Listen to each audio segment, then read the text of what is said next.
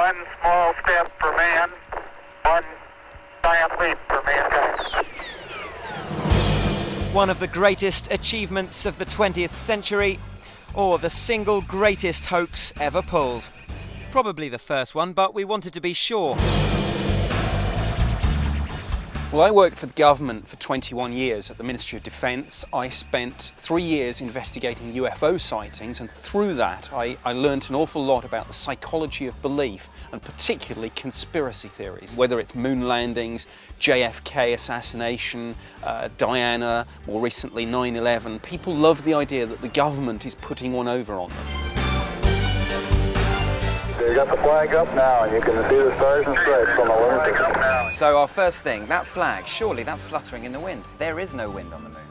Well, what's happening is the astronauts are moving it around, trying to actually get it in. Now, because there is virtually no atmosphere on the moon, there's no air resistance, so once you move something, it carries on moving. The fact that there's all sorts of shadows around here might suggest that that looks like an old film set. That's a Hollywood basement right there. One of the arguments is shadows point in different directions, Yep. but I think that if you are dealing with a surface which is not even, you'll often find that shadows aren't exactly parallel, and this is something that people can actually test for themselves, so don't take my word for it, try it for yourself.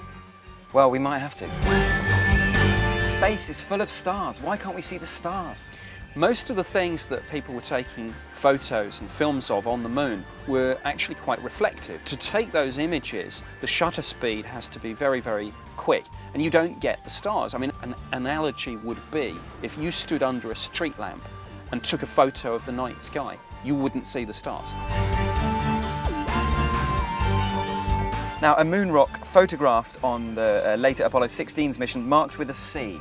If this was done in a film studio, you'd think, wouldn't you, that you would take something so obvious off in the first place. So in effect, You'd well, hope. you would, and then in effect that defeats the argument.